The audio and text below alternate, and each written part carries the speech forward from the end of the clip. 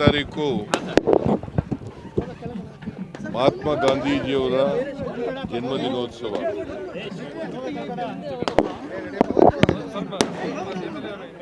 ಪ್ರತಿ ವರ್ಷ ದೇಶಾದ್ಯಂತ ಮಹಾತ್ಮ ಗಾಂಧೀಜಿಯವರ ಜನ್ಮದಿನೋತ್ಸವವನ್ನು ಆಚರಣೆ ಮಾಡಿ ಅವರನ್ನು ಸ್ಮರಿಸ್ಕೊಳ್ತಕ್ಕಂಥ, ಅವರು ಹೇಳಿದಂಥ ದಾರಿನಲ್ಲಿ ನಡೀತಕ್ಕಂಥ ಪ್ರಯತ್ನವನ್ನು ಮಾಡ್ತಾ ಇದ್ದೀವಿ.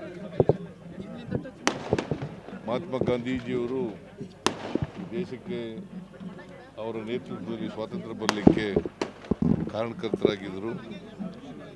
ಅವರ ಹೋರಾಟದಿಂದ ಇವತ್ತು ನಾವೆಲ್ಲರೂ ಕೂಡ ಸ್ವತಂತ್ರರಾಗಿದ್ದರೆ ಅವರ ಹೋರಾಟ ತ್ಯಾಗ ಬಲಿದಾನಗಳಿಂದ ಆಗಿದೆ. ಅದಕ್ಕೋಸ್ಕರ ಅವರನ್ನು ಸ್ಮರಿಸ್ಕೊಂಡು ಅವರು ದಾರಿನಲ್ಲಿ ನಡೀತಕ್ಕಂಥ, ಅವರು ಹಾಕ್ಕೊಟ್ಟಂಥ ಮಾರ್ಗದರ್ಶನದಲ್ಲಿ ನಡೀತಕ್ಕಂಥ ಶಕ್ತಿ ಕೊಡಲಿ ಅಂಥೇಳಿ ಪ್ರಾರ್ಥನೆ ಮಾಡ್ತೀನಿ. ಮತ್ತು ಇದೇ ಸಂದರ್ಭದಲ್ಲಿ ಲಾಲ್ ಬಹದ್ದೂರ್ ಶಾಸ್ತ್ರಿ ಅವರು ಕೂಡ ಮಾಜಿ ಪ್ರಧಾನಮಂತ್ರಿಗಳು, ಅವರ ಜನ್ಮದಿನೋತ್ಸವವನ್ನು ಕೂಡ ಆಚರಣೆ ಮಾಡ್ತಾ ಇದ್ದೀವಿ. ಅವರ ಆತ್ಮಕ್ಕೂ ಕೂಡ ಶಾಂತಿ ದೊರಕಲಿ. ಮತ್ತು ಅವರು ಮಾರ್ಗದರ್ಶನದಲ್ಲಿ ಅತ್ಯಂತ ಪ್ರಾಮಾಣಿಕವಾದಂಥ ವ್ಯಕ್ತಿ, ಅದರಿಂದ ಅವರು ಮಾರ್ಗದರ್ಶನದಲ್ಲಿ ನಡೀತಕ್ಕಂಥ ಶಕ್ತಿ ಕೊಡಲಿ ಅಂತೇಳಿ ಪ್ರಾರ್ಥನೆ ಮಾಡ್ತೀನಿ. ಮತ್ತು ಇವತ್ತು ಕಾಕ್ತಾಳೀಯ ಅಂತ ಅಕ್ಟೋಬರ್ 2ನೇ ತಾರೀಕಿಗೆ ದಸರಾ ಮಹೋತ್ಸವ ಬಂದಿದೆ, ವಿಜಯದಶಮಿ ದಿನ. ಅದರಿಂದ ಎಲ್ಲ ರಾಜ್ಯದ ನಾಡಿನ ಎಲ್ಲ ಜನರಿಗೆ ವಿಜಯದಶಮಿ ಮಹೋತ್ಸವದ ಶುಭಾಶಯಗಳನ್ನು ಕೋರಲಿಕ್ಕೆ ಬಯಸ್ತೀನಿ. ರಾಹುಲ್ ಗಾಂಧಿ ಎದೆಗೆ ಗುಂಡೊಡಿತೀವಿ ಅಂತಾರಲ್ಲ ಸರ್, ಗಾಂಧಿ ನಾಡಲ್ಲಿ. ನಮಸ್ಕಾರ. ಬಂಧುಗಳೇ, ನಮ್ಮ ಹಿರಿಯ ನಾಯಕರಾದಂತಹ ಪ್ರಸಾದ್ ಅವರೇ, ಸಿ ಚಂದ್ರಶೇಖರ್ ಅವರೇ, ಶ್ರೀನಿವಾಸ್ ಅವರೇ, ರಾಮಚಂದ್ರ ಅವರೇ, ಯೂತ್ ಕಾಂಗ್ರೆಸ್ನ ಅಧ್ಯಕ್ಷರು ಮಂಜುನಾಥ್ ಅವರೇ, ಎನ್ಎಸ್ಯು ಅಧ್ಯಕ್ಷರೇ, ಎಲ್ಲ ಚೇರ್ಮನ್ಗಳೇ, ಜಿಲ್ಲಾ ಕಾಂಗ್ರೆಸ್ ಅಧ್ಯಕ್ಷರೇ, ಕಾರ್ಯಕರ್ತರೆ, ಪದಾಧಿಕಾರಿಗಳ ಸ್ನೇಹಿತರೆ, ಬಹಳ ವಿಶೇಷವಾದಂತಹ ಪವಿತ್ರವಾದಂತಹ ದಿನ. ಮಹಾತ್ಮ ಗಾಂಧೀಜಿಯವರ ಜನ್ಮದಿನ, ಲಾಲ್ ಬಹದ್ದೂರ್ ಶಾಸ್ತ್ರಿಯವರ ಜನ್ಮದಿನ ಮತ್ತು ಇದೇ ವಿಜಯದಶಮಿ ದಿನ ಒಂದೇ ದಿನ. ನಾವು ಕಳೆದ ವರ್ಷದಿಂದ ಗಾಂಧಿ ಭಾರತ 3 ವರ್ಷದ ಮಹಾತ್ಮ ಗಾಂಧೀಜಿಯವರು ಈ ದೇಶಕ್ಕೆ ಕಾಂಗ್ರೆಸ್ ಪಕ್ಷದ ನಾಯಕತ್ವವನ್ನು ವಹಿಸಿಕೊಂಡು ಆ ಸ್ವಾತಂತ್ರ್ಯದ ಹೋರಾಟ ಪ್ರಾರಂಭ ಮಾಡಿ ನಮಗೆ ನಿಮ್ಮೆಲ್ಲರೂ ಕೂಡ ಸ್ವಾತಂತ್ರ್ಯವನ್ನು ತಂದುಕೊಟ್ಟು ಆ ಸ್ವಾತಂತ್ರ್ಯದ ಹಿನ್ನೆಲೆಯಲ್ಲಿ ಪ್ರಜಾಪ್ರಭುತ್ವವನ್ನು ತಂದು ನಮ್ಮನ್ನ ಎಮ್ಎಲ್ಎ ಮಾಡಿ, ಕೆಲವನ್ನ ಎಂಪಿ ಮಾಡಿ, ಕೆಲವನ್ನ ಪಂಚಾಯತಿ ಮೆಂಬರ್ ಮಾಡಿ, ಕೆಲವನ್ನ ಚೇರ್ಮನ್ ಮಾಡಿ, ಕೆಲವನ್ನ ನಾಮಿನೇಷನ್ ಮಾಡಿ, ಈ ರೀತಿ ಎಲ್ಲರಿಗೂ ಕೂಡ ಒಂದೊಂದು ಸ್ಥಾನವನ್ನು ಕೋಟ್ಯಾಂತರ ಜನ ಕಾರ್ಯಕರ್ತರಿಗೆ ಈ ದೇಶದ ಉದ್ದಕ್ಕೂ ಕೊಟ್ಟಂತ ಮಹತ್ವವನ್ನು ಸ್ಮರಿಸುವಂತ ಒಂದು ಪವಿತ್ರವಾದಂತಹ ದಿನದಲ್ಲಿ ನಾವೆಲ್ಲ ತಿಳ್ಕೊಂಡಿದ್ದೀವಿ. ನಾನು ಗಂಟೆ ಲೇಟ್ ಬಗ್ಗೆ ಕ್ಷಮಿಸಬೇಕು. 7 ಗಂಟೆಗೆ ಬೆಂಗಳೂರು ಬಿಟ್ಟವರು ಅಸ್ಸಾಂ ಜೋರ್ಗೆ ಹೋಗಿದೆ. ಅವರ ಅಂತಿಮ 3ನೇ ದಿನ 11ನೇ ದಿನ ಕಾರ್ಯಕ್ರಮ ನಿರ್ವಹಿಸಿತು.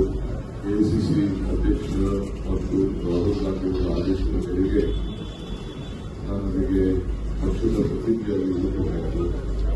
ನಾನು ಮುಗಿಸ್ಕೊಂಡು ಹೈದರಾಬಾದ್ ಬಂದು, ಹೈದರಾಬಾದಿಂದ ಮಂಗಳೂರು ಹೋಗಿ, ಮಂಗಳೂರಿನ ಬೆಂಗಳೂರು ಪರೀಕ್ಷೆ ಬೆಳಗ್ಗೆ ಜವಾಬ್ ಕೊಡಬೇಕಾಯಿತು.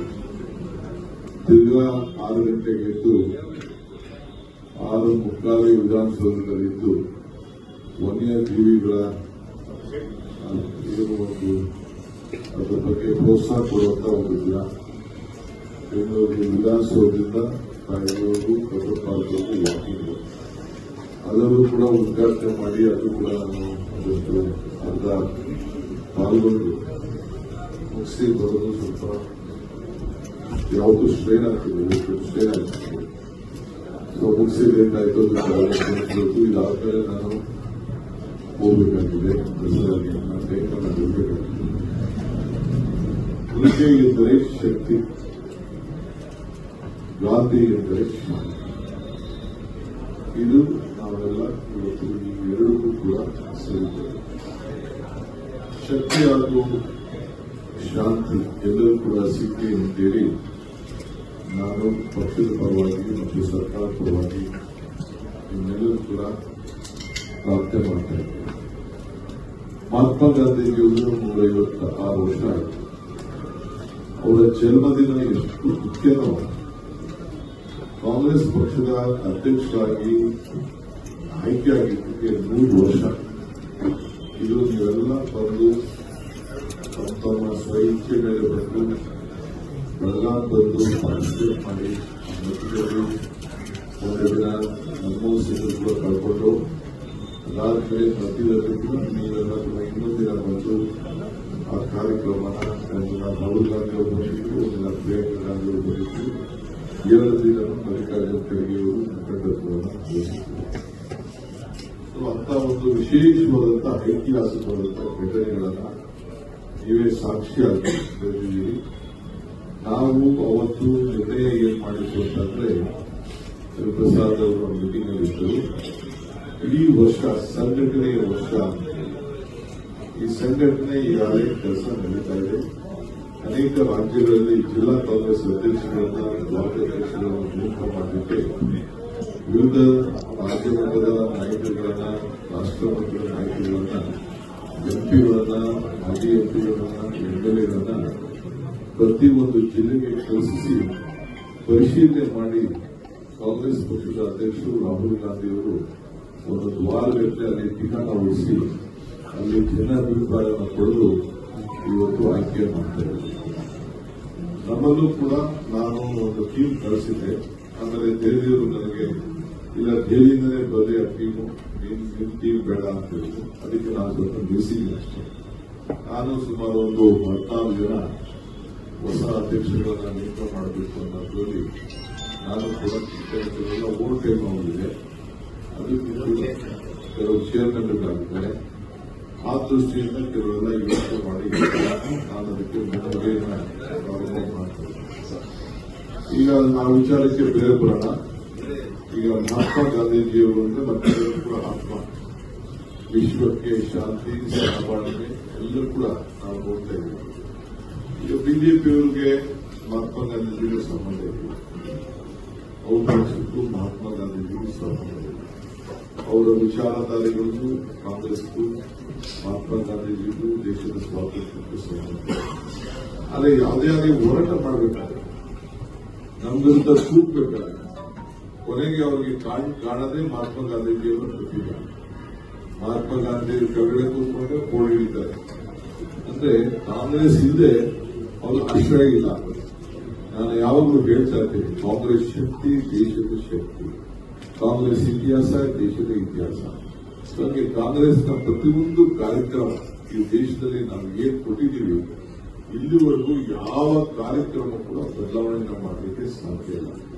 ಹಾಗೆ ಮಹಾತ್ಮ ಗಾಂಧೀಜಿಯವರು ಏನು ಅಹಿಂಸಾ ಕಾರ್ಯಕ್ರಮವನ್ನು ಇಡೀ ಪ್ರಪಂಚಕ್ಕೆ ಕೊಟ್ಟರು. ಇವತ್ತು ಒಬ್ಬರು ಕೂಡ ನನಗೆ ಅತಿ ಹೆಚ್ಚು ನೆಚ್ಚಿನ ವ್ಯಕ್ತಿ ಯಾರಪ್ಪ ಅಂತಂದ್ರೆ ಮಹಾತ್ಮ ಗಾಂಧೀಜಿ ಅಂತ ಹೇಳ್ತಾರೆ. ನೆಲ್ಸನ್ ಮಂಡೇಲಾರವರು ಏನ್ ಹೇಳ್ತಾರೆ, ನಾನು ಪ್ರತಿಯೊಂದು ದಿನದ ಆಚಾರ ವಿಚಾರಗಳನ್ನ ಅರ್ಥಕೊಂಡು ನನ್ನ ಹೆಜ್ಜೆಯನ್ನ ಹಾಕ್ತಾ ಇದ್ದೀನಿ ಅಂತೇಳಿ ಅವರು ನೆಲ್ಸನ್ ಮಂಡೇಲಾ ಹೇಳ್ತಾರೆ. ಹೀಗೆ ಅನೇಕ ನಾಯಕರು, ನಾನು ಒಂದೊಂದು ಹೆಸರುಗಳಿಗೆ ಹೋದ್ರೆ ಇಡೀ ಪ್ರಪಂಚದ ಎಲ್ಲರ ಹೆಸರು ಕೂಡ ಹೇಳಿದ್ರೆ ಇದು ದೊಡ್ಡ ಆಗ್ತದೆ. ಸೊ ಮಹಾತ್ಮ ಗಾಂಧೀಜಿಯವರ ಏನು ಮಹಾನ್ ಸ್ವರೂಪ ಇದೆಯಲ್ಲ, ಸೊ ಇಡೀ ಅವರ ಸ್ವರೂಪ, ಅವರು ಭಾರತಕ್ಕೆ ಒಂದು ದೀಪವನ್ನ ಈ ಸಂದರ್ಭದಲ್ಲಿ ಅವರು ಬೆಳೆಸಿದ್ದಾರೆ. ಇವತ್ತು ನಾವು ಮಹಾತ್ಮ ಗಾಂಧೀಜಿಯವರನ್ನ ಸ್ಮರಿಸೋಣ, ಮಹಾತ್ಮ ಗಾಂಧೀಜಿಯವರ ಆಶಯಗಳನ್ನ ಉಳಿಸೋಣ. ಈ ನಿಟ್ಟಿನಲ್ಲಿ ನಾವೆಲ್ಲ ಸೇರಿ ಕೆಲಸವನ್ನ ಮಾಡೋಣ. ಸೊ ಮಹಾತ್ಮ ಗಾಂಧೀಜಿಯವರ ಭಾರತವನ್ನು ಇವತ್ತು ನಿರ್ಮಾಣ ಮಾಡೋ ದೃಷ್ಟಿಯಿಂದ ಈ ಕಾರ್ಯಕ್ರಮಗಳನ್ನು ನಾವು ರೂಪಿಸ್ತಾ ಇದ್ದೇವೆ. ಶಾಂತಿ ಸಹಬಾಳ್ವೆಯಿಂದ ನಾವೆಲ್ಲರೂ ಕೂಡ ಕಲಿಬೇಕು. ಈಗ ನಮ್ಮ ಇವತ್ತು ಒಂದು ವಿಶೇಷವಾದಂತಹ ಕಾರ್ಯಕ್ರಮವನ್ನು ರೂಪಿಸಿದ್ದೇವೆ. ಇವತ್ತು ಮುಖ್ಯಮಂತ್ರಿ ಇಲ್ಲದೆ ಇರೋದ್ರಿಂದ ಅದನ್ನ ಹೇಳೋದು ಸರಿ ಇಲ್ಲ. ಇನ್ನು ಕೆಲವು ಅನೇಕ ಶಾಸಕರನ್ನ ಕರೆಸಬೇಕು. ನಾವು ಕಾಂಗ್ರೆಸ್ ಪಕ್ಷದ ವತಿಯಿಂದ ಈಗಾಗಲೇ ಇದನ್ನ ಜೀವವಾಗಿ ಇರಬೇಕು. ನಮ್ಮ ಜನತೆಗೆ, ಯುವಕರಿಗೆ, ವಿದ್ಯಾರ್ಥಿಗಳಿಗೆ ಗಾಂಧಿ ತತ್ವ, ಗಾಂಧಿ ಆದರ್ಶ, ಗಾಂಧೀಜಿಯಿಂದ ಈ ದೇಶಕ್ಕೆ ಏನು ಉಪಯೋಗ ಆಯಿತು ಅನ್ನೋದನ್ನ ಬರೀ ಅವರ ಪುಸ್ತಕದಲ್ಲಿ ಓದಬಾರದು. ಅವರ ಬದುಕಿನ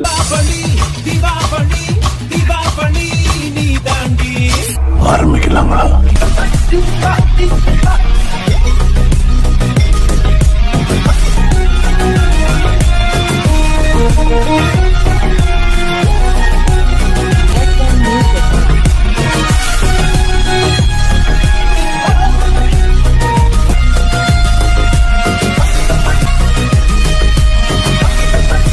தரம் என்றும் நிரந்தரம், தரம் என்றும் நிரந்தரம், தரம் என்றும் நிரந்தரம். வாங்க.